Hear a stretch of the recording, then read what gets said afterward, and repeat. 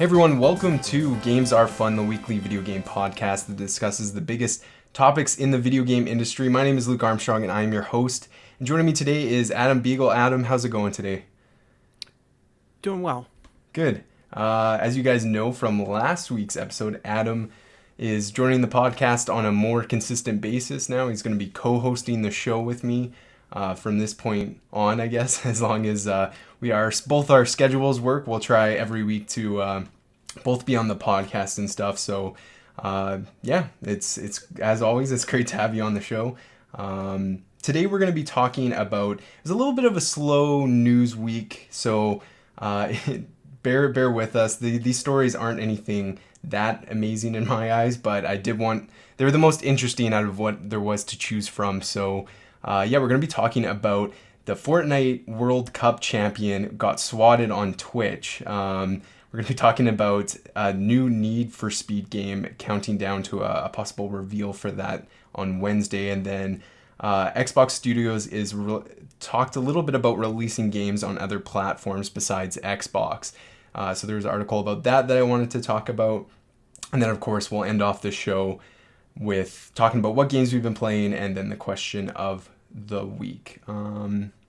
Let's kind of before we get into all of that, I wanted to talk about a couple housekeeping notes. So just a reminder that Games Are Fun is available every Tuesday on all the major podcast services. It's available on Apple Podcasts, Google Podcasts, Spotify, etc. Just search for Games Are Fun on whatever podcast service you choose. I actually realized this past week that for some reason some of the settings in like the feed or whatever for the podcast, it would showing it up as Games Are Fun ! Podcast on some platforms, and then it was showing just Games Are Fun. And so sometimes like searching for it on some platforms it doesn't turn up, but I made it like all just Games Are Fun ! And you should be able to find it. Every Tuesday me and Adam basically do have a conversation about what's going on in the industry, and we go over the biggest news stories from the past week and just kind of share what games we've been playing, what games we've been looking forward to, and all that stuff. So if you like video games, you've come to the right place. This podcast is all about it. If you enjoy the show, please make sure you subscribe on whatever platform you're listening to it on. I will mention that if you are listening on Apple Podcasts, and let's say this isn't your first episode, you've listened to quite a few now, and you're a fan, it would be greatly appreciated if you could leave a review on the show. Leaving reviews on Apple Podcasts is the best way for the podcast to kind of gain more traction and for it to show up, higher up on the list when you're searching for podcasts under categories and stuff like that. So it'd be great if you guys could leave a review if you like the show and if you're listening to it on Apple Podcasts. And then one other quick note. I mentioned this a while back, and I'm just going to continue to plug it.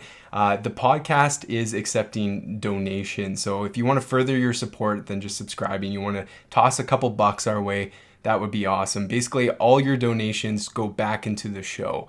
As of right now, I haven't profited anything from this podcast.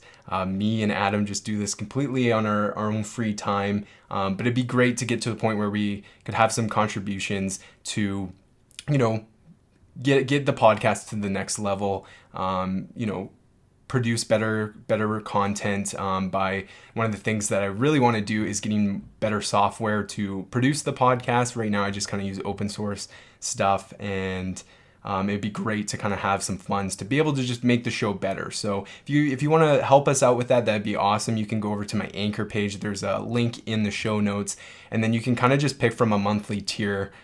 So it's like $1 a month, $5 a month, or $10 a month.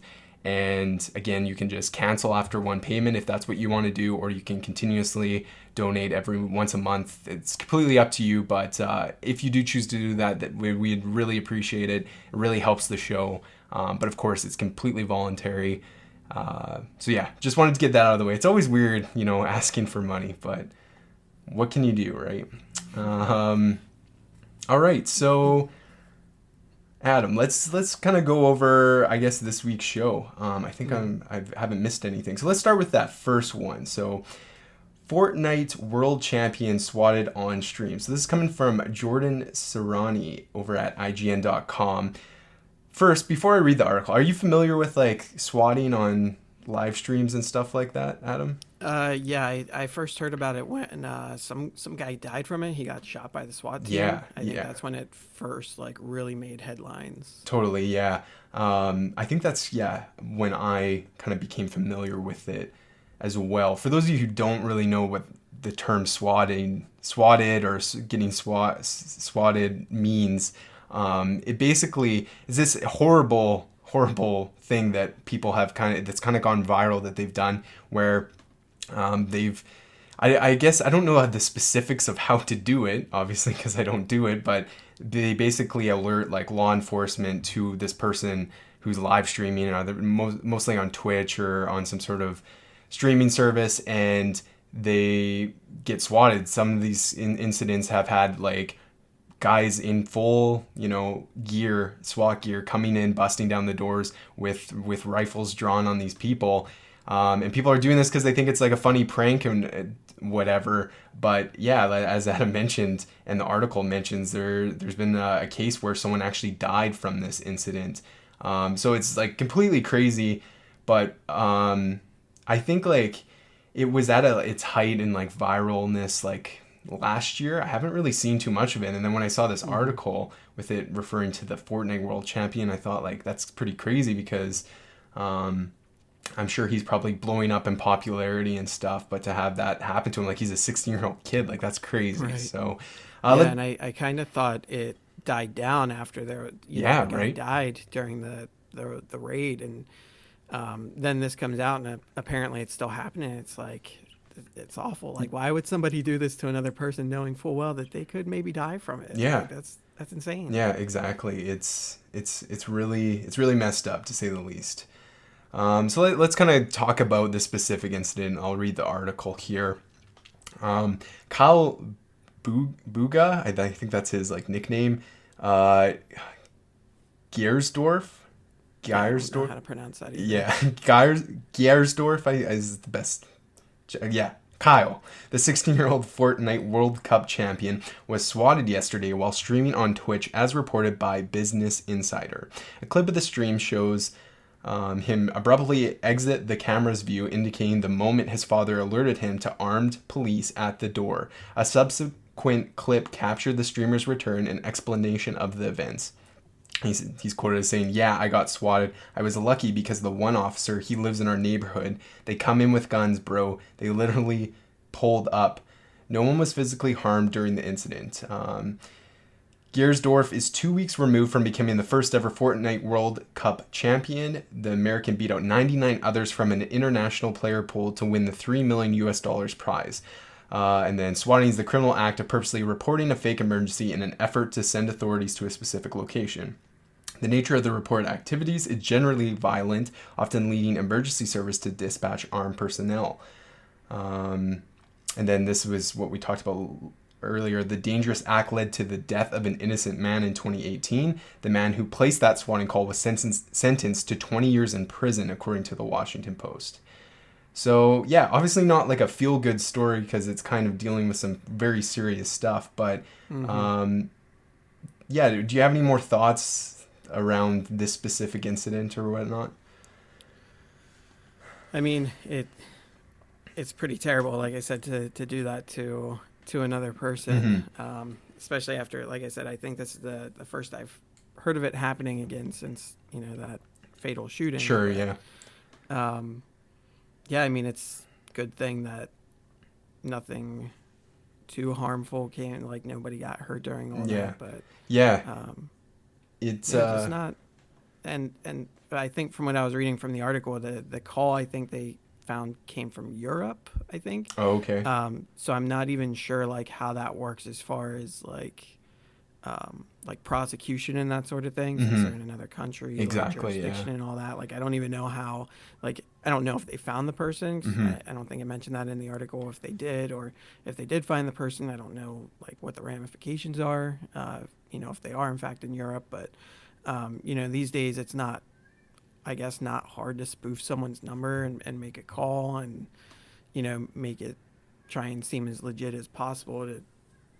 But I don't know how the SWAT works, and maybe there's hopefully maybe some way that they can try and vet these things out, but who knows? Yeah, like it's kind of hard, right? Like on how I kind of don't fully understand how these things can kind of like take place, like because you imagine that before the age of live streaming and stuff. And before I say this, this is not pulling away from like the fact that this happened and everything, but just like you would think that things like prank calls or that kind of stuff has been going on for such a long time, right? Before streaming. And so like I don't know how it gets to the level of like them being able to send, like what threat would have to be made to get that kind of like police response, right? Of like, you know what I mean? Like rather than, again, it's a little different for me. My perception of police, I'm sure, is a little different than yours because you live in a completely different country than me, or Right. people that are in Europe or something like that. So like it's kind of boggling to me that what would you have to say or do to get this to happen? But obviously it has happened. It's happened multiple times before this, and then with that serious incident, yeah, how do you because like you can't just think, oh, that's a prank call, right? Right. Because then when's if it's not, and obviously that's a serious incident that needs police response to and stuff. But at the same time, it's like, yeah, I don't know what the solution to it is. I guess the solution is for people to stop doing it, but I mean, it's the internet, and there's a lot of terrible people out there that just want to do bad things, I guess. So I'm glad, yeah, that he wasn't hurt in the incident because it easily could have turned into that. Yeah, it's crazy. I remember when the first videos I saw was on like, I think I was just scrolling through Facebook or something like that, and one of these popped up, and I thought it was like a fake like video or something like that, like those prank channels on YouTube that like Yeah. stage their prank. I thought it was that kind of stuff, but like this is something that's seriously going on. So, and then with just the rise of like everyone, and I don't know, like I don't want to get too down the rabbit hole about talking about gun control and that kind of stuff on the podcast, but like in the US, like I just from an outsider perspective, it seems like from what I can hear of lots of people in that country of just like our emotions are high, and people are worried about that kind of stuff when they go out into public, or and now like think if you're at your home and in the safety of your home streaming, and to think that something like that could happen because somebody's pranking, right, making threats of whatever, right? So really, really scary stuff. But I'm glad when there's incidents like this that kind of turn out to be okay, because then it kind of it makes the story and brings attention to that this kind of stuff is going on. Hopefully they can figure out how to stop this kind of stuff. So Yeah. So for all you listeners, don't be a douche. Don't call the SWAT Yeah. team on people. please don't. Unless unless there really is something going on. But, Yeah. Yeah. Save it for emergency. Exactly, yeah. All right, moving on to the next one here. So the countdown to a Need for Speed reveal has started. So this is from Matthew Cato over at GameInformer.com. Very quick article, but I more wanted to have a discussion surrounding some other things about this, not specifically Need for Speed, but Electronic Arts has started a countdown toward what is a reveal of some kind for the next Need for Speed. The time on the official website ticks down to Wednesday morning. A few weeks ago, the company listed the game for a 2019 release, but so far no other information has been disclosed about the title. The Gamescom convention in Germany occurs the week after the reveal, so we hope to find out more about the game then. So obviously more of just information sharing here. The reason why I wanted to include this on today's show is kind of just talk about EA in general, I guess. So EA obviously is kind of a controversial gaming company, I guess, in the industry. There's a lot of people that have very specific thoughts towards EA, and there's other people that could care less. I wanted to kind of bring the conversation to kind of get your take. My opinion on like reading this was like, as somebody who kind of enjoyed the earlier Need for Speed games, I read this and was kind of like, okay, like who cares kind of thing. Like why are we making this big deal of doing a countdown? Like why don't you just post the reveal of it online or something? Why do you have to try and hype this up for a franchise that I think has kind of died out over the years. But like, what's your take on doing this like countdown reveal for a video game? We've seen it in the past with like Fallout. Like, what are your thoughts around that? I mean, on the one hand, I like it because it builds the anticipation and suspense. On the other hand, like you said, this franchise is kind of dying out, so maybe they feel like they need um, some sort of grand gesture to try and get people into it ahead of. Because I mean, if they just put this thing out on YouTube, like no one's gonna see it, True, right? that is true. Yeah, Except for the people that probably are really looking out for that sort of stuff. But if they get this story out ahead of time, then people know, oh, hey, I need to go look at this such and such a time, so that they know that it's on the way for the people that do care. yeah, Which, I'm sure they're out there. But, I mean, I think it's okay. And like I said, it kind of, I don't know, it almost kind of brings back like those feelings of like E3, right? Because you get all sorts of teasers and stuff leading up to E3, like find out more in yeah, E3 or this summer or whatever. So kind of something like that to get people excited.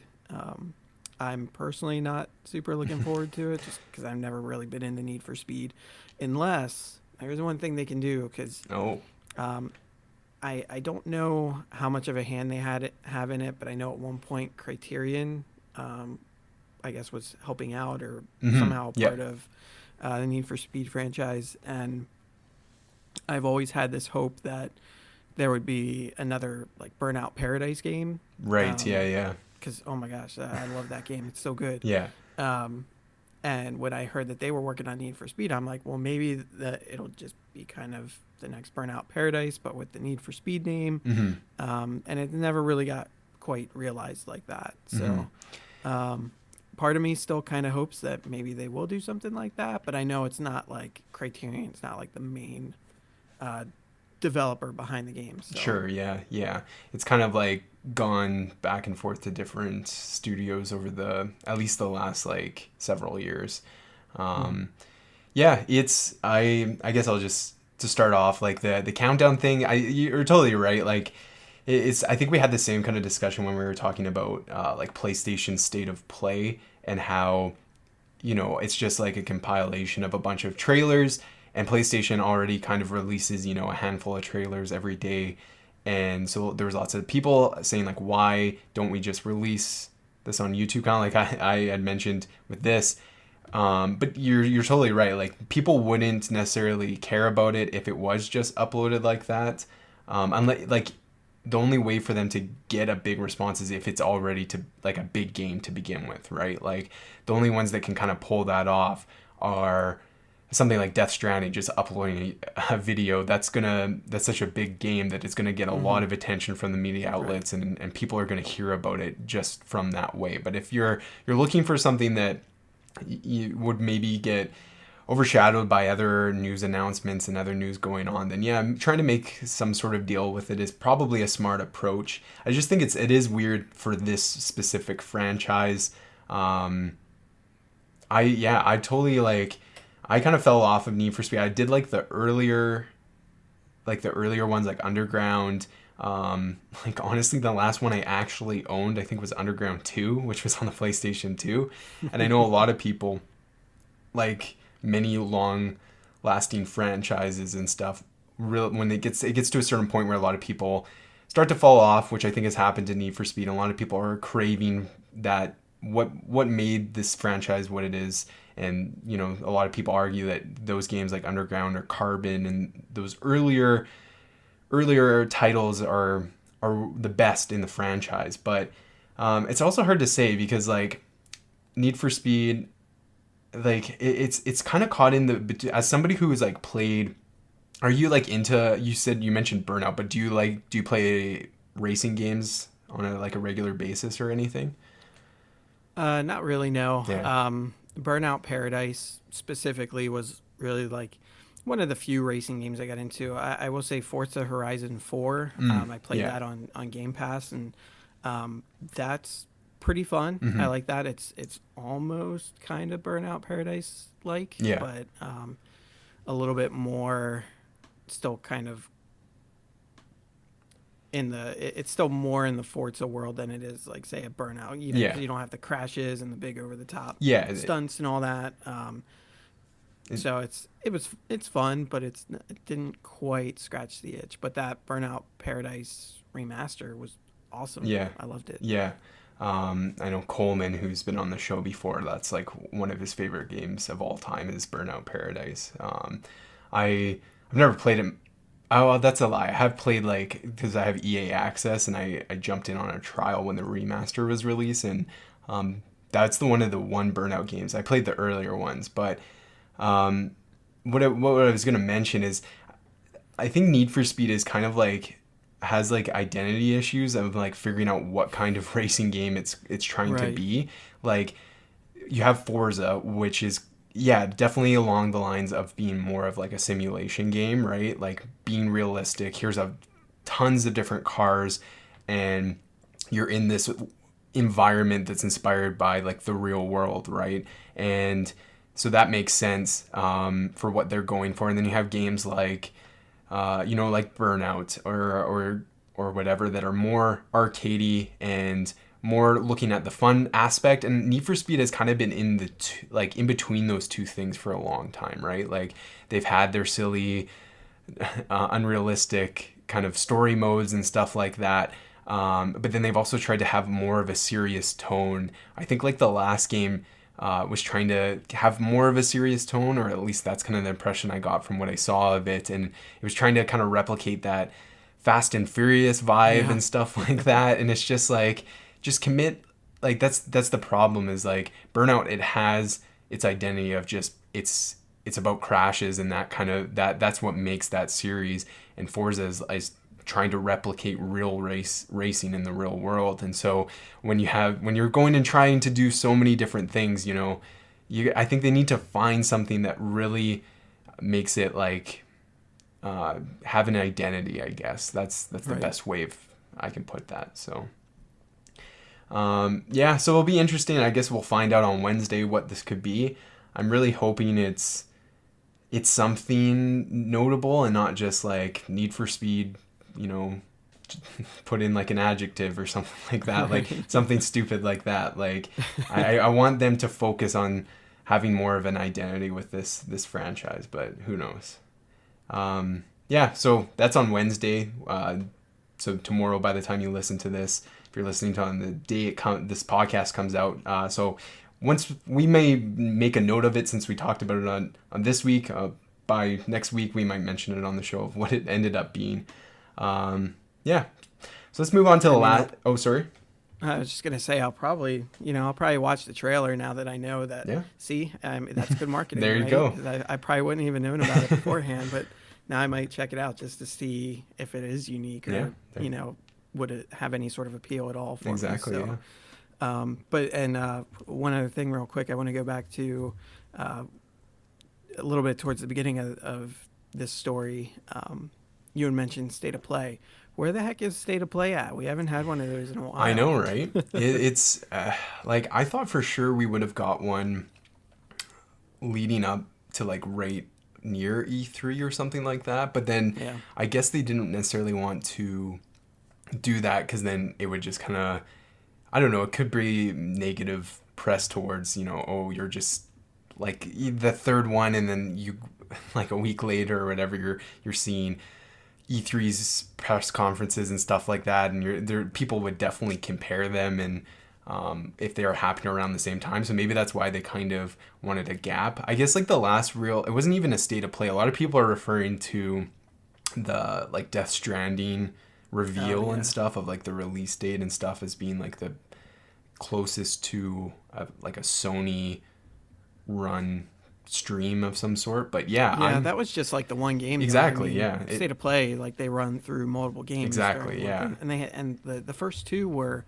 put pretty close together, Mm-hmm. and then there's been long silence ever since. Actually, I kind of forgot they even existed Right, until you yeah. brought it up just now. Yeah. Like I always kind of think in the back of my mind every once in a while, I'm like, oh, I wonder when the next Nintendo Direct is going to be. Mm-hmm. Yeah. Because there's been so many of them, and they kind of come and go every couple months, and there was the two, and then it's been totally silent since then, and It's kind of like, where the heck have those things gone? Hmm. Yeah, I think like I don't know how they've. I think the first state of play they maybe like prepared by like taught because they announced it well before. Well, I don't even know now. I don't know if it was like a good chunk of time before it actually aired, or if it was just the typical like how Nintendo does it, where it's like, hey, this Tuesday there's gonna be a Nintendo Direct, and everyone's like, oh shit, like let's Yeah, let's get right. ready for that. You get like a couple days notice. Yeah. Um, yeah, they could be doing the same approach. I'm actually gonna look up right now of like what the longest gap has been between like Nintendo Directs. Let's see if they're. Let's see if I can I find feel like at something. the very least they usually do at least like once a quarter. Mm-hmm. Um, this isn't really giving me an answer. Yeah, like it's I'm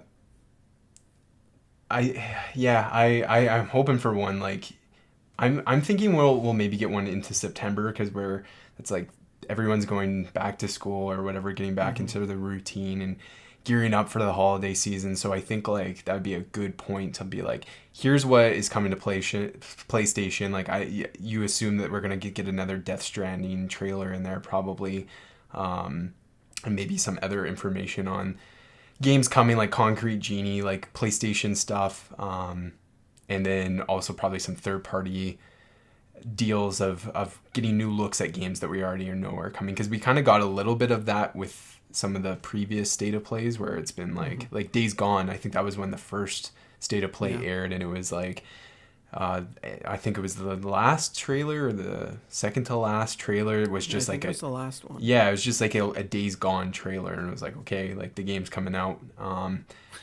Like a lot of the stuff we kind of knew about, like Mortal Kombat 11, I think was talked about in there. But then we also Yeah. got some new information, new reveals on games that we didn't know about. So I'm still interested. I'm not like, and we've talked about this on the show before, but like state of play, like I'm like on the fence about it. I don't know if I like them yet or if they're kind of a waste of time. They have yet to kind of they need at least a couple more for us to kind of Right. really form our opinions on if they should Yeah. continue them or Still a not. pretty small sample size Exactly. to Yeah. really make an informed decision on that. Yeah.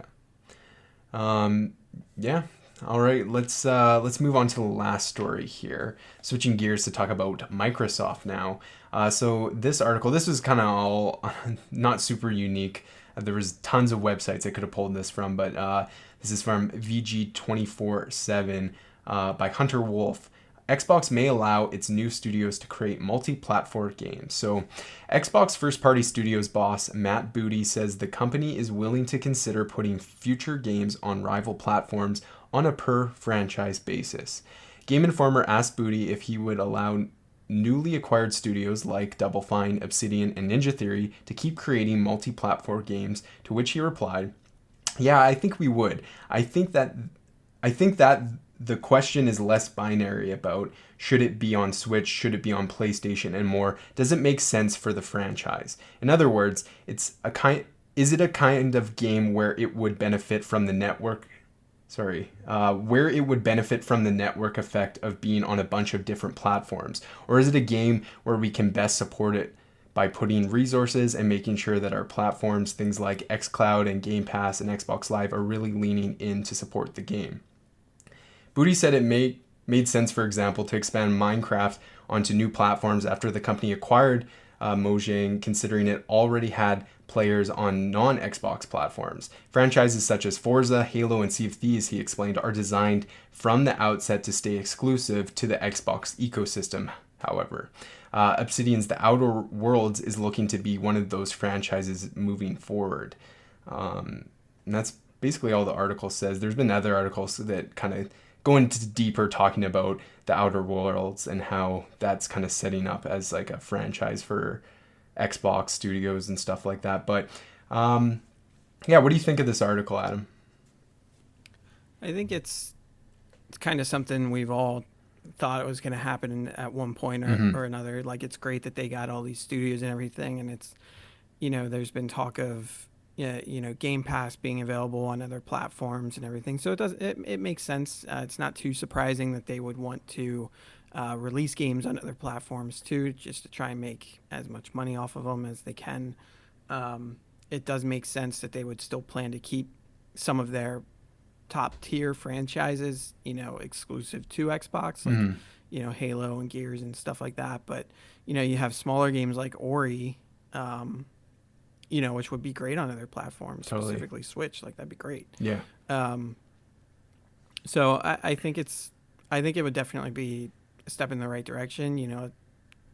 Look at the sales haven't been the greatest for Xbox, but there's a ton of PlayStations out there. There's a bunch of Switches out there. Like, try and get your games in as many hands as possible, and have your games be the association with Xbox. Then, like, Sure, you're still yeah. getting your brand out there. Yeah. And getting the games out there and getting money from them. So Yeah, no, I totally agree with you on that. I think that it's smart to like kind of continue like having those brands like you mentioned, Halo, Gears, they're pillars of Xbox or whatever.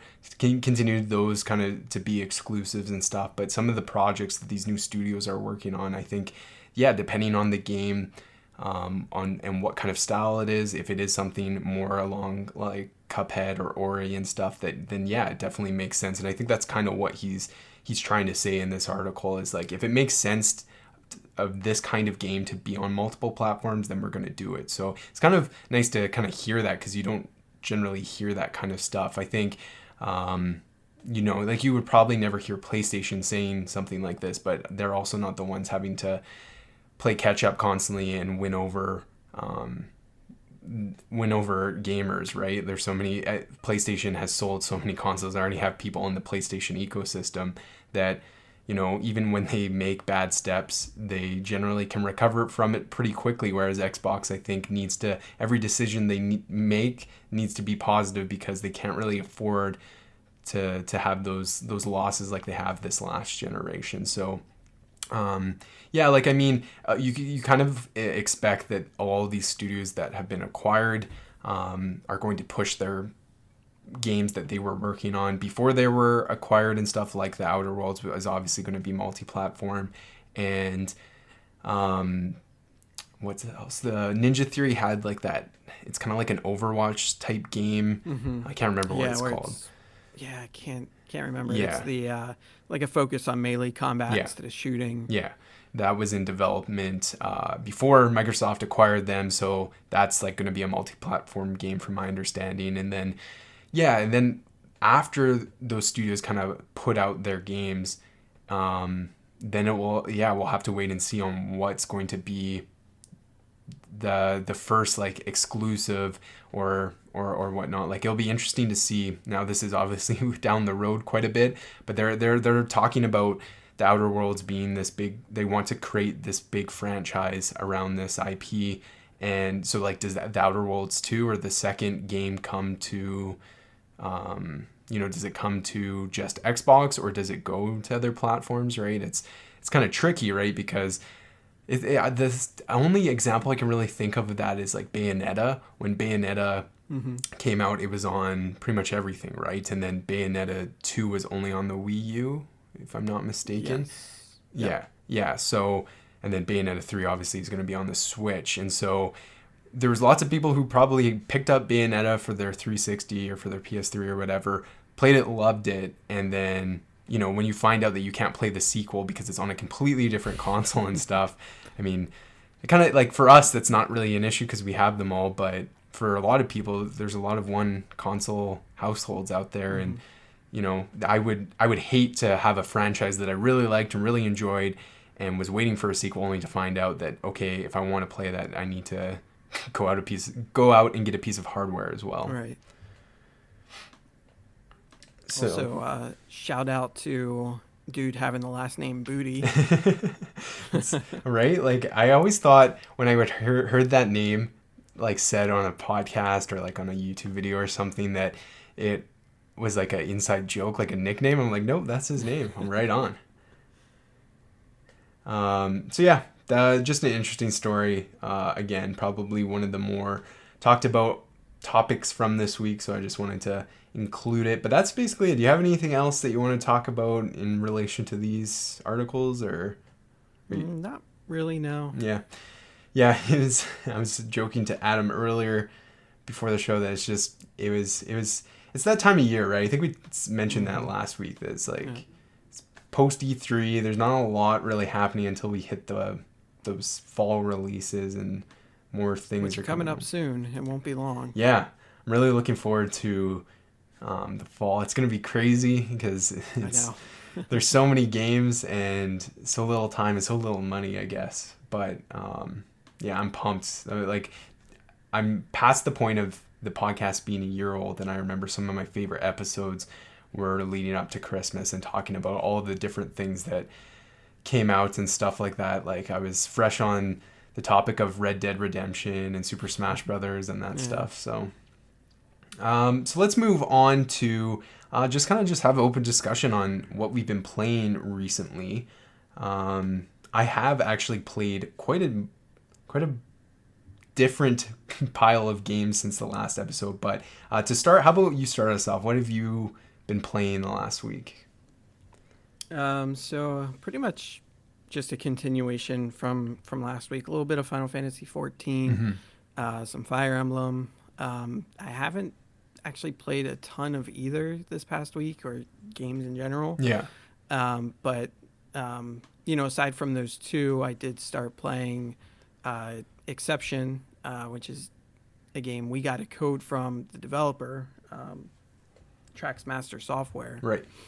And so I did play some of that. Maybe a couple hours in, couple chapters into the game. It's interesting. It's a platformer. Specifically, it does have some combat elements. Your character has like a sword you kind of do some slashes with, kind of take out some enemies as it's a fast-paced platformer, so you're not like standing and doing like combo hits on anyone. It's basically, at least for most of the enemies I've run into, it's just a one hit and it's dead. Interesting. Okay. So it keeps you moving quick. A lot of wall jumping, a lot of like obstacles to dodge and maneuver around. Kind of some puzzle elements. Things get more challenging as you get through. One of the big things, one of the big mechanics about the game is certain points throughout.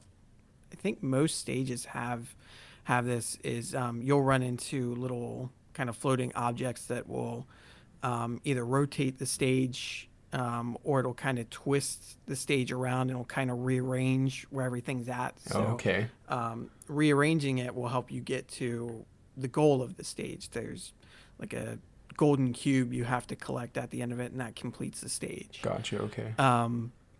Most levels, or many levels, I'm not sure if it's on every stage or not, but there's like little collectibles you can get. They're just like, kind of looks like a blue like SD card. Okay. That you can pick up. Yeah. It's called a byte. I'm not 100% sure what those do. Interesting. Okay.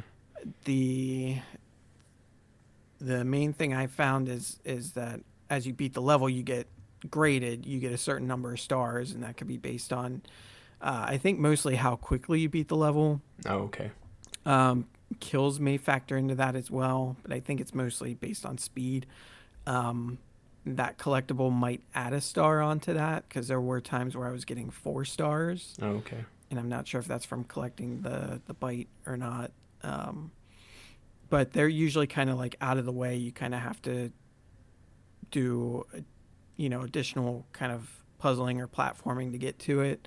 Some of them are pretty well hidden. Other ones are kind of out in the open. So it's, I want to say it kind of reminds me of like, I guess the most notable things you could compare it to would be like Celeste or Super Meat Boy. Okay, that kind of style or whatever. Yeah. With Celeste, you don't have any combat in, whereas this game does add combat elements to it. I think I ran into like maybe 2 bosses so far, so there are boss fights. Okay. So those ones you do kind of, you got to get a couple hits into them. They kind of have their own like puzzle mechanics to it. But yeah, overall it's pretty fun, really easy to do in short bursts. The levels are super quick. I was playing it on Switch. I played it entirely in handheld, so I don't know. I mean, I imagine it ran perfectly fine. I didn't have like any stutters or performance Okay, issues. that's always good. So I imagine in docked mode, probably the same. I Yeah. can't imagine that docked mode would be worse, but um, it seems to be pretty easy on battery life. The only really negative things I had on it is and I'm sure that people who usually play platformers are into this, but like the rating system at the end of the level, I kind of hate it just because it makes me feel like I do really bad if I only get like 1 or 2 stars. The stars do allow you to kind of level up in a way. After you collect so many, you unlock different like combat abilities where you can charge up your sword and throw it. Yeah. And then the next one you can charge it and you can throw it while you're in the air, and then you can throw it upwards. And so there's different combat abilities that you get by getting the stars. So there is incentive to get them, and as opposed to I just want the highest score, the highest rating. There is more to it, but I feel like there is on a lot of these levels. There's extra things to explore that maybe I missed because I'm just trying to get the fastest time on it. And you can always go back to it too. There is a level select on it. You can replay the level after you finish it if you're not happy with the result. So replayability is pretty easy. If you die during a stage, respawning's pretty quick. Maybe just a couple seconds to get back to the start and start over. So it keeps you in the action. It's not a bunch of loading screens or anything. But yeah, like I said, the rating system, I'm not a huge fan of. Like Celeste, there's no rating system. You just kind of play at your own pace. You do the best you can. And you're not like, if you don't get the strawberries or something in Celeste, like you're not, you'd be fine, right? Right. The soundtrack's nothing. It's okay. It's nothing to write home about. I guess the color scheme can be a little jarring too. Looking at it, especially on like a small screen, there's lots of things kind of like on the screen at once. It also looks to be kind of like one kind of color scheme, like of like just the blue, the orange, and like maybe for the parts that I've played. Yes, I did get to the chapter I'm on now. There has been a little bit of variance where there's it still kind of has the color scheme. It's more orange, but then there's also sort of like I guess like kind of fire obstacles you have to deal with. So it does kind of make sense for it to be like an orange tone. Yeah. There is a story mode, or there's a story to go along with it. It doesn't seem so far like it has anything to do with the actual gameplay portion. Seems to be totally separate from what I'm doing. Maybe it comes together later on, but it's relatively interesting. I kind of look forward to when I can see more of the story. Typically that just comes up between chapters. It's essentially if you think of a computer or a mobile device as like a sort of like like its own environment, like the game is characterizing like threads and processes that happen inside these devices as sort of living creatures. I got you. It's a very futuristic setting. I don't know. Have you ever seen the show Reboot? Oh yeah, cartoon? That is It reminds. That's picking back quite a few years, but definitely, Reboot. It reminds me a lot of that, where like there's this whole world happening inside of like a computer, and that's what it's getting at, and it's drawn in like a comic book style. So you get like the little comic bubbles and things that pop up. So it's very, you get the story in very small bites between chapters, but like I said, it doesn't seem to have anything to do with the actual gameplay and like the platforming and combat and stuff, but maybe it comes together. Either way, it's still pretty entertaining from what I've seen of it so far. So it's pretty solid. I mean, it's, if you like platforming, it's really pretty good choice. You can't really go wrong.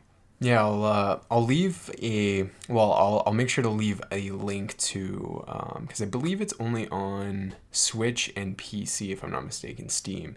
So I'll leave links to that to the stores if you guys want to check it out for yourself, and I'll also leave a link to like a YouTube video showing off the gameplay, because I think this is a game that does best of like you see, because when I watched the gameplay of it, I thought it looked cool just based on like how fast paced it was and the vividness of it all and stuff. But it sounds like, well, I guess you said there's a little bit, but the biggest one thing that I wanted to point out that I think makes some platformers, like 2D platformers like this, stand out, is just having like variety within their environments. Like when I think about Katana Zero or Celeste or something like that, like each level or area that you were in felt very different from the last and just gave it a different feel and stuff like that. So even like doing things like changing the color scheme or the pace of the level or adding the mechanic of maybe working more vertically as opposed to horizontally, like those are all little things that I think really help in that kind of genre of game. It sounds like the mechanic of like switching the perspective or like can you change that, like on, is that kind of the puzzle mechanic of it all, or is it kind of like you run into a thing and it changes the map or whatever? Right. Yeah, you can't change it at will. Oh, okay. You run into like you find like it's usually like a floating green or blue sort of like orb, that you kind of just run or jump into, and when you hit it, it will either rotate the stage, like a 90 degrees, Yeah. or in some cases it'll just almost kind of just swap everything around and make it a completely different thing. Either way, like it changes things, because you might run into like a dead end, but you hit the thing and then it changes the stage, and now all of a sudden you can progress further. Yeah. Yeah. Interesting. So do you think you'll keep plucking along at it, or maybe? I do. Yeah? Yeah. Okay, cool. So maybe next week's episode we can hear if you have any more thoughts on it, or if it ended up being worse or better, who knows. That's like the thing with, so like the game, one of the games I talked about last week is Blazing Beaks. Like the start of it, just being so frustrated with trying and having one opinion and then finishing off and then having a completely different opinion, it definitely influences it. Yeah, and the difficulty is going up across chapters, as you would expect. Yeah. But so far, it's not to a point where I'm like, oh my god, like I can't make it Yeah, through. it's pretty straightforward. Yeah. Yeah. So far, it's easy enough. Casual players shouldn't have any trouble getting through the first. I think I'm maybe on like chapter 5 or 6. So getting up to that point, like it's not too difficult if you're familiar with platforming games. So it's pretty easy to get into, at least to start. We'll see how challenging it gets. Right. Yeah. Further in. Knock on wood. Next thing you know, like a couple of stages later, you're like, oh, I shouldn't have spoke so soon. Right. Cool. Any other games, or is that pretty much it for you? That's about it. Yeah. Cool. Like I said, if you guys are interested in that game, you can check out in the show notes below. I honestly just recommend watching the YouTube video and judging for yourself, because even just me watching, I was interested in it, and I wanted to hear what you had said about it before I decided to pick it up for myself to see if it was worth my time or not. It sounds like it has some cool things going for it. Not necessarily a perfect game by any means, but cool ideas, I guess. It's not Celeste, but few games are. That game's just, I mean, that's about a masterpiece there. So speaking of Celeste, did you play Celeste on the Switch, or did you play on PS4 or something? I played it on Switch. It later came to Xbox Game Pass, and I started a second playthrough on there. I didn't finish it on Xbox, but I did finish it on Switch. Okay, yeah, so you did. Yeah, that game's incredible. It is, yeah. I beat it the beginning of this year, so I always kind of think of it like as my game of the year, but I'm like, oh right, it came out last year, and then the reason why I started playing it so late is because when it got to like game of the year discussion, people brought it up again, and I was like, I need to give this game a chance. But that game has definitely helped me improve some of my reflexes when it comes to, platforming games and stuff. Because Yeah, definitely. I'm not like, I'm not bad, but like, they're just not the genre that I think I'm the best at. So, Celeste was definitely had its challenges, but it was Celeste, like, that's a game I've definitely talked about on the show before. But if you're looking for like a solid game that just does like platforming, like 2D platforming, right? Like that is definitely one. And not only is it really this awesome, fun, and challenging gameplay, like the story connected to it is really, really cool. It's like the one game that, like, a lot of people, I think, if they just saw it, would dismiss it as some like 16-bit, kind of arcadey game. But there's so many Yeah. layers to that game that you've summed it up perfectly. Like nothing can kind of reach that standard, or that level of excellence. Like it's really good. I have been playing kind of like a mix of weird games that are very different from one another. Literally the day after me and Adam recorded last week, you were talking about Final Fantasy 14 online, and I wanted to give it a shot. So I went in and created my character, got in. I think I did like a couple initial quests, but very early, like probably under an hour. I haven't had too much time with it, but that's a game that again I want to continue to try and get into. So I did want to mention that I am gonna hopefully follow up with keep on playing it. It's just yeah, it's I think I have to be in the right kind of mood for it, because the other game I ended up trying out was another MMORPG, which was DC Universe Online, which just came. Yeah, Oh. it just came to Nintendo Switch. This game came out a long time ago, like back. Mm-hmm. I don't know the exact year. I think it was like it was in the PS3 era. It was PS3, yeah. Yeah, and I remember it being on last gen, and always just kind of being intrigued by it, but because it's a free to play game, right? Mm-hmm. And I think so. yeah, I think so. At least it's free on Switch. And I think maybe when it it came came out, I out, think it wasn't it? maybe had a Oh, subscription, okay, but yeah. then I at some point I think it switched over to free to play, Yeah, if I it's recall it's correctly. free to play. It has something similar of like, uh, well, that's not a good example. Like, uh, it's like here's the base game, and you can play it and have fun. But like any free to play game, there's like you can pay and you get like upgrades and stuff like that. So you can get like, they'll have like the starters edition, and it gives you can play it for free, but if you buy this version for $15, you'll get like some cosmetic items or like some Mm-hmm. additional content of some Yeah. sort. So I think that's what it has now. I played it, and again, just wasn't necessarily in that mood for like an MMO.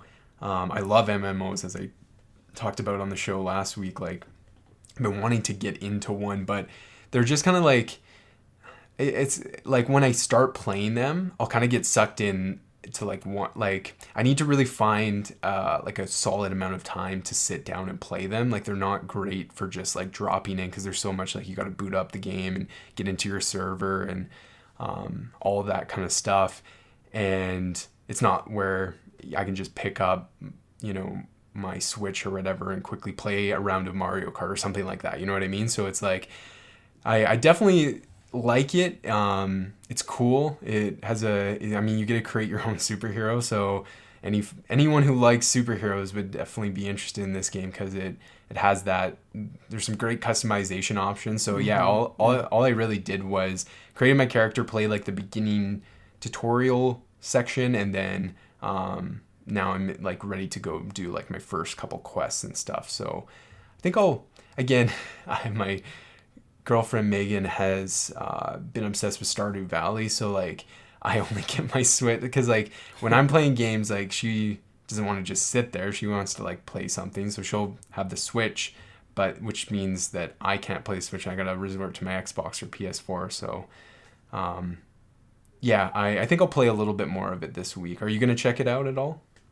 I might, now that I know that's on the Switch. Mm-hmm. Having been distracted with Final Fantasy and Fire Emblem and Yeah. doing a lot of fantasy football stuff this week. Yeah. I it totally went under the radar for me. Yeah. And that was a game I played on PS3, and I had a lot of fun with it. Oh, And okay. the like you said, the customization and everything, making your own superhero was really fun. And I had a good time with that game. So I might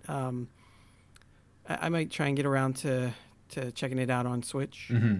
Yeah, I mean, like it's a free download. It Yeah, doesn't cost you anything just to check it gotta out. love that. Yeah, exactly.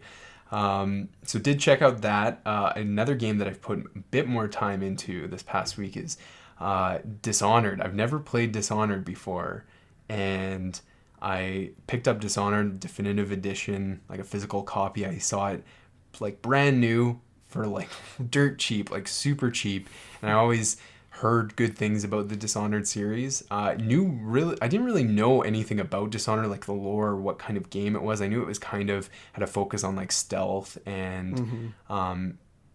some kind of some platforming elements to it by like climbing buildings and that kind of stuff, or using powers to kind of take out enemies and stuff. But that's basically all I knew about it. So I jumped in having no knowledge of what the story was or anything. And I have to say, like, probably in like the third chapter of the game, and it's really, really fun. Have you ever played Dishonored? I have not. I got kind of scared off by the stealth Yeah. kind of focus that it has. I'm not really a stealthy guy. Yeah, I was so Megan always laughs at me when I'm playing like a stealth game because she'll see me kind of like take my time setting things up or whatever. Like she's not really watching, she's maybe on her phone or doing something else, and she'll kind of see that what I'm doing, and then like fast forward 5 minutes and like all hell's broke loose, and like I'm like, well, so much for that. I've just gotta cut my losses here. Like I'm terrible at stealth games. But the great thing about Dishonored is it isn't like it doesn't force you to go stealth, so you can easily take and you could, for example, if you needed to get past a certain section of the map or whatever, you aren't like forced to do it stealth. You can do it stealth. You can kind of go in guns blazing. Like it's kind of a weird setting. It's kind of like steampunk-ish. So it's Hmm. like it's kind of like old fashioned, kind of that Victorian era, but with like futuristic elements to it, I guess. And like um, basically, what you're trying to do is you've been kind of like framed for murdering this like the I don't know if it's like a queen or whatever, but like the head of this like nation or whatever. And you were like her bodyguard and everything like that, and you get framed for like her murder, and there's this group that you're trying to track down and figure out who was responsible for this, and they have this kind of like these superpowers where they can like reappear, disappear, and like telekinetic powers and stuff like that. So it's kind of like a real cool combination of elements that I think really work well together, which I really like. What I like more than anything is just like the freedom of, like I mentioned, just choosing how you want to get over a Hmm. certain obstacle or whatever. The game isn't like so linear that you have one path and that's the only path you can take. There's many times where you'll go into a section, let's say you're basically just trying to get to the next checkpoint or to the end of this area to do something, and there's so many different ways you can do it. Like you can find like underground tunnels like in the sewers and like walk underneath enemies, or you can use like there's like kind of like a teleporting ability where you can teleport short distances, so you can use that to kind of help yourself get high up above the enemies, so you're kind of on the rooftops and you can kind of do it that way. Yeah, it's really fun. Like just the mechanics of like moving around and trying to figure out how to do something is really cool. Like, and I like that it's not like an open world game, but for example, I went to this one section and there was an open like kind of building. I saw some person standing over there. I went over there and just triggered like a side quest in this area that you could do or you didn't have to do, but it was optional. Like it was cool. Like I didn't expect that. I thought it was going to be very linear, like go from point A to point B, and there's only one way to get there. But it definitely it gives you a lot of opportunities and like options to experiment with. So I really like it. Sounds kind of like a steampunky version of like Deus Ex. Mm-hmm. I think that would be a good comparison. I've never actually played that any of the games. I'm a little bit familiar with the franchise, but I think it would be comparable probably. Yeah, so I wouldn't be too worried about the stealth element to it, because you really it's so, like, even if you do like the stealth part of it is, it's not super stealthy, where like something like Metal Gear Solid, where like if you're going stealth, like you need to commit to that, and it's challenging, and you have to take your time and plan things out. Like the stealth kind of is like you could easily just kind of sneak past enemies, or at least I found. So it's not really that challenging of a stealth game. So I think you would, based on what I kind of know of what games you're into, I think you would find it interesting. So, so yeah, I played that, and then last thing I wanted to talk about was, oddly enough, I started playing Grand Theft Auto Online again, which is really weird. I, like a lot of people, bought Grand Theft Auto 5 when it came out last gen, beat the story mode. Online launched on I think, yeah, on the platform like a little while later. I can't even remember how long of a wait it was. It was completely unplayable because the servers were so messed up and there were so many bugs and stuff.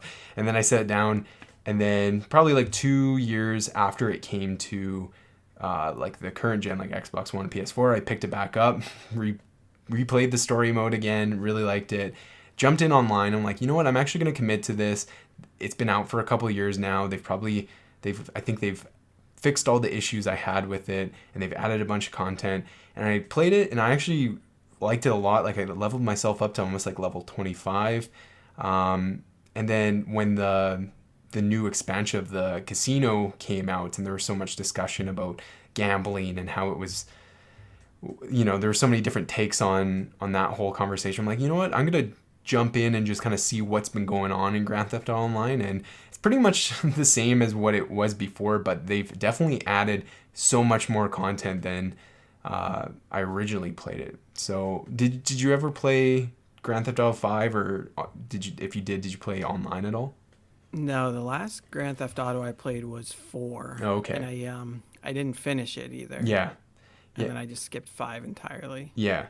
I've been a fan of the Grand Theft Auto series ever since I remember my dad owned one of the like really early ones, and I was a kid and I wasn't allowed to play it, but I definitely at night would sneak out of my bedroom and play. I think it was GTA 3 it would have probably been. And ever since then I'm like, oh yeah, these are really fun games. It's like open sandbox, you can kind of do what you want in it, and 5 is definitely the best like story mode. Like I think you would probably, if you like open world games, it's pretty fun. It's pretty solid. There's lots of like missions and different parts to explore. But again, if you didn't finish 4, like this one's even bigger, right? Like I just finished 4 after having it for like 3 years. And then there's people that get Grand Theft Auto just for this online mode, and I can understand why, because there's a lot of freedom to kind of do what you want. You can buy your own apartments, you can buy cars, you can buy nightclubs now, you can go gamble at casinos, like you can, or if you want, you can just play silly game modes, right? Like playing like, death matches or racing, or they're just constantly adding just ridiculous fun stuff. Like they have DeLoreans in it now, so it's like, it's really fun. But my only criticism going back to it now is like, it's definitely set up, in my opinion, to kind of force you into buying like their microtransaction, like their shark cards or whatever they're called. Like the in-game currency is, every mission you complete, you do get money for it. Even when you fail a mission and have to restart, like you'll get a small chunk of change, like $1,000 or something like that. But everything is like priced like generally over $1 million, and so I haven't even think I've made $1 million. I think there's a tracker, and the most money I've had in Grand Theft Auto Online was like 800,000, and I think that was because they added 500,000 to people's accounts to fix, like if you played it before they fixed all the bug issues and stuff. But it's definitely fun. I really enjoy it. But it's like it's weird. There's one thing that I'll mention before we kind of wrap up the show that really gets on my nerves is there's this heist mode, and so that's probably the one mission style that you can make the most money from. You kind of the one that I'm stuck on is very technical, and you can't mess up, or you have to restart from the beginning again. And I looked up because the thing is when you start this heist, you have to find 3 other people to join in, and the matchmaking system, what it does is it'll like you can invite all from like your current session. So like your like server or like lobby is like the map, and so there'll be like 20 people in there, so we'll invite from that, and then you can auto invite players around your same level of character or whatever, and then you can auto invite just like a couple different auto invite options, and you have to physically go in and click those off. It doesn't do it for you. And then I was finding with this one mission, it was like one of the final heist things that I need to complete, because it kind of has like, it's kind of like a story mode, and it has cutscenes and stuff, and I need to get this final one done. But every time I try to find people to play this specific mission, I can't find anybody. And so I looked up online and found out that like this is like the worst heist included in the game, and nobody likes doing it. So when they see invites to do that specific mission, they're like, oh, I don't want to do that. Like you know what I mean? So it sucks because I can't do further big heists until I complete this one. So that's my only complaint. Like it'd be great if like I could just go in and be like, I want to do this specific mission. So yeah, it definitely has some kind of things that I don't care about, but nonetheless, I'm having fun with it. I don't know if I'll continue playing it, just because I've just been interested in it the last week. But yeah, so all right, let's kind of wrap up the show here, because we're just over an hour. Let's go on to question of the week. So last week I asked, what's the angriest you've ever gotten while playing a video game? And so a couple of you send in some responses. Let's see here. So this one comes from my sister-in-law, actually. And so her and her husband had the biggest fight that we've ever had, resulting in a temporary... I think I didn't copy this whole thing. Oh yeah, here it is. So Matt and I had the biggest fight we've ever had, resulting in a temporary breakup whilst engaged in an epic Mario Kart challenge. And then she puts in parentheses, he's an extremely poor loser. And as knowing them, it's kind of funny. They've had this conversation before where they've talked about that they've almost gotten a divorce from playing Mario Kart together. I'm like, I could totally see that. Meg and I, like I mentioned last week, I picked up Mario Kart and I've been playing that a lot, and we'll jump into some matches. And there's nothing more rewarding to me than when she's in first place and I'm right behind her and I'm saving like a red shell, and she's on her 3rd lap just about to pass the finish line. You screw them over like right as they're about to finish and win the game. So I can totally understand where that would probably bring in some anger from people.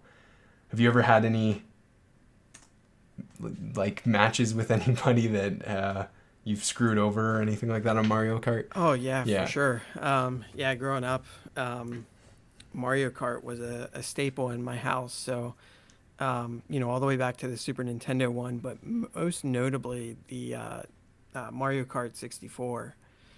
Play that with my parents, my brothers, friends. We'd all play, and we had a blast with it. But yeah, it was like you said, you save up that red shell, or even sometimes you get that blue shell. Yeah. You just launch it, and someone's in first place. Next thing you know, they get hit with a blue or red shell. They lose the race, and start cursing. Yeah, it's good. Tensions get high. Yeah, during Mario Kart races for sure. I think Mario is notorious, like between Mario Kart and like Mario Party, of definitely being the cause of some arguments in households, I'm sure. Chris Johnson, who is Matt Johnson, he's been on the show before. He's my brother-in-law. his brother, Chris, wrote into the show. So shout out to Chris for answering this week's question. He says, trying to use the Wii Motion Plus controls in Skyward Sword against attack-specific enemies, especially, do you know how to pronounce that? Girahim, I think is how you pronounce it. Yeah, I think that's right. Yeah, I think I may have broken my Wiimote by trying to snap it in half or throwing it at something solid. I'm a bit of a spaz sometimes, like my brother. a casual jab at his brother there. I like it. Yeah, that is definitely, I think, a pretty common opinion when it comes to Skyward Sword and its exclusion of being able to play with the Wii Classic controller and stuff like that, having to play the game exclusively with motion controls. Did you ever play Skyward Sword? No, in fact, I purposefully skipped it because I hated the motion controls in Twilight Princess on the Wii. Yeah. So I didn't even bother with Skyward Sword. Yeah, I have a Wii. I never got Skyward Sword for the exact same reason, and then I hooked up my Wii again, and I just had this. Oh, what it was is I was playing Twilight Princess on my GameCube a while back, and I had this urge of like, well, you know what? I should like give Skyward Sword a shot. And my library had it for the Wii, surprisingly enough. And so I checked it out. And then, yeah, I barely lasted like 2 hours in that game because it was such a pain to like, and I couldn't even imagine like getting into like dungeons where you like Chris is mentioning here, like having to like attack them or swing the remote in a certain way to like do what you want. Like that'd be so frustrating. Yeah. It's funny, like you were talking about smashing your controller over Bloodborne. I don't think I've ever, like, I've been tempted. I think like one time, I think I was playing, it was when I was playing Celeste, and I got really pissed off. But I quickly realized, I'm like, oh right, I'm holding this like $300 piece of hardware in my hand right now. I need to like, you know, just bottle up this anger for the time being. But yeah, that's a funny story. I think I've probably broken more controllers than I can count really? on one hand. Wow. Yeah, that Bloodborne one was not the first controller I broke. Yeah. By a long shot. I don't think I've never broken a controller out of anger, I guess. I think like I remember throwing like controllers when I was a kid, but like them being pretty durable. I remember like I playing NHL game, like I busted like on two of my Xbox controllers, like busted my analog sticks, like they're kind of like wonky. But yeah. I guess like when you have to pay when you have to pay like up here, like how much are like PS4 controllers in the States? I want to say it's something weird. It used to be pretty consistent at like 60, but now PlayStation controllers are like, I want to say like 63 or 64. Okay, yeah. Meanwhile, Switch Pro controllers, I want to say are 70. Yeah. So I guess the conversion rate kind of makes sense because ours are like the Pro controller is 90, and then the PS4 controller is like 75 or something like that. So Xbox I think has the cheapest in Canada at like 64, I want to say. But yeah, it's crazy like how expensive they are. Like, yeah. Now that I pay for my own controllers, I've been a little bit more conscious of that kind of stuff. All right, let's wrap up the show here with this week's question. The question will also be posted on my social media pages, so head over to Games Are Fun Podcast on Twitter at Games Are Fun Pod, or go to Facebook. Just search for Games Are Fun. I'll also leave a link in the show notes, and you can respond to your questions on there. There'll be a post with this week's question. That's how Aaron and Chris responded to last week's question. And so this week's question I saw and kind of wanted to include it in the show. So what is the longest amount of time you have sat playing a game, and what video game was it? So I don't necessarily mean, I guess we can kind of turn this into two kind of questions. So like one being like what's the longest like non-stop playthrough you've done of something, or like what's a game that you have played the most out of every other game? So there's two ways you can kind of look at it. So yeah, Adam, what for you for this week? What game would that be? Um, let's see. Longest in one sitting. That's tough because there's been a lot of games where I've played basically from the time I woke up to the time I went to bed. Basically played straight through the entire day. Yeah.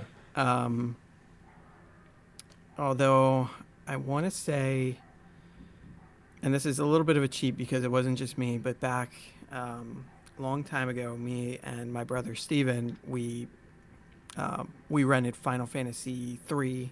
I guess it would be 6 now here in the West. It's 3 on the Super Nintendo.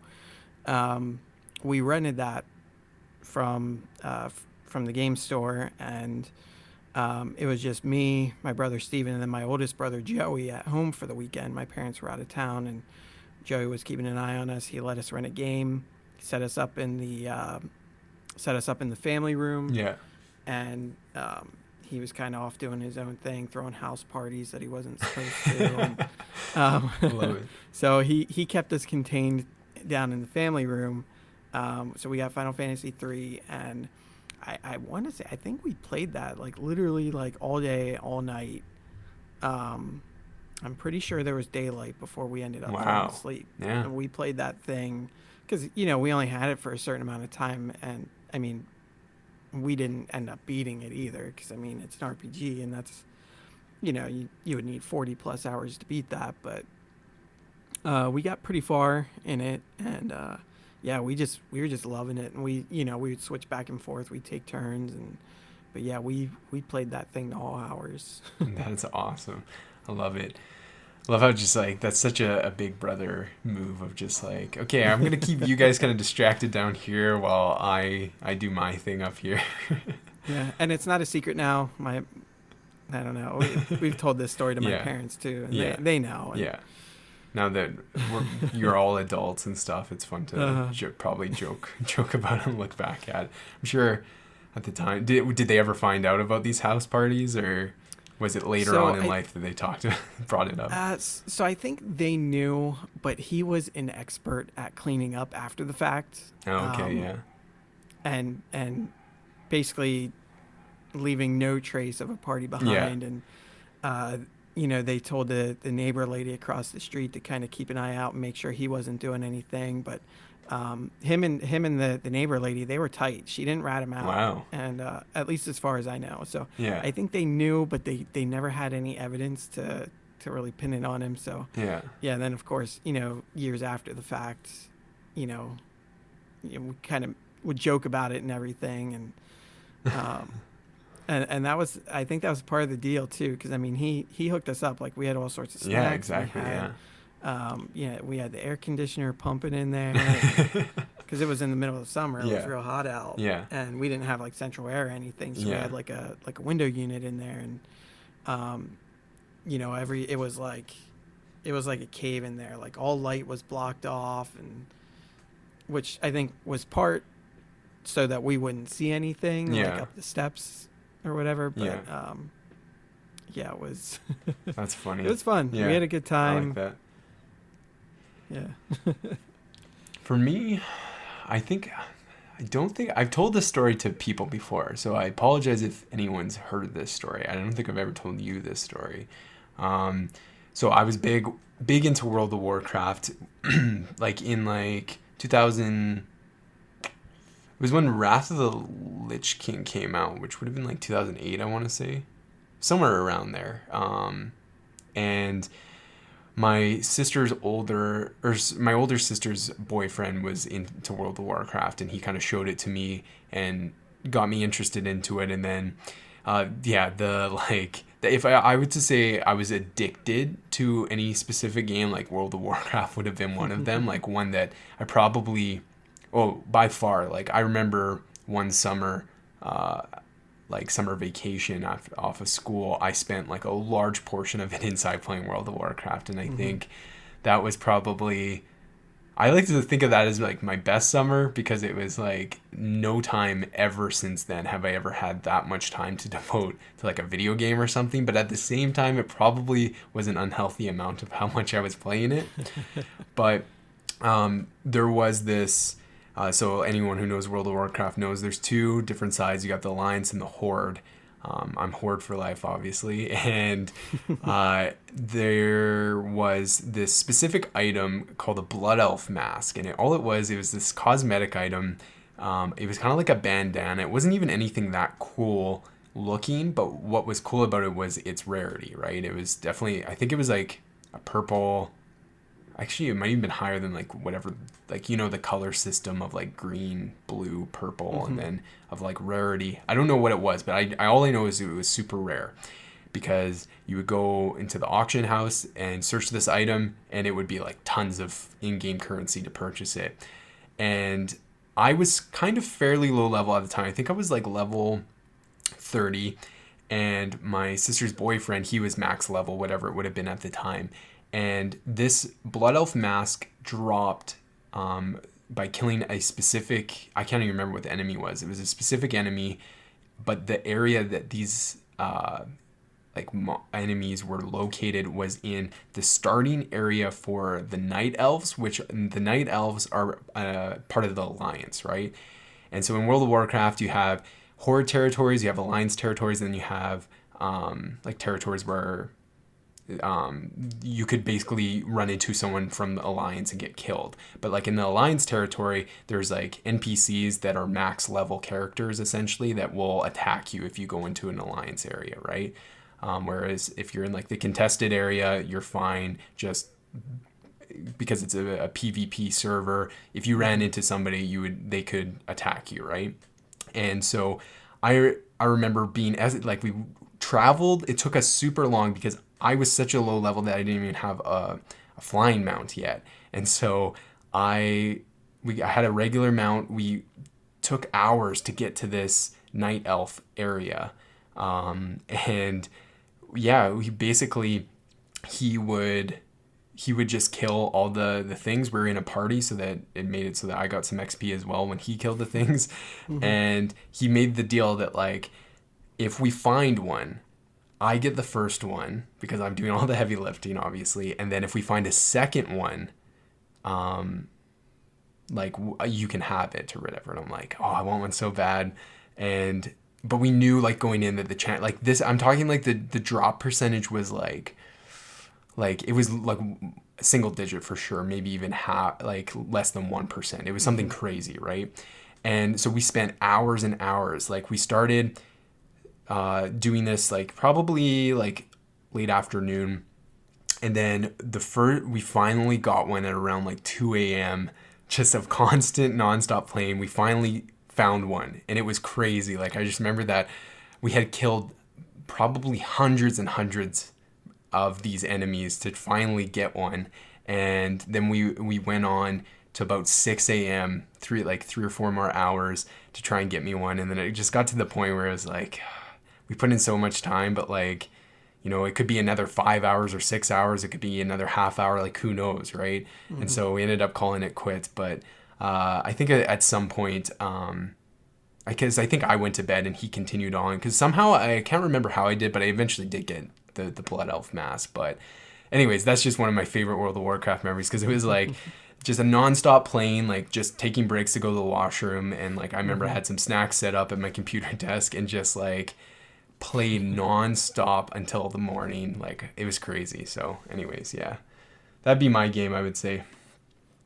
So yeah, you guys can write in, what is the one game you've played the longest or had the longest single sitting playthrough of.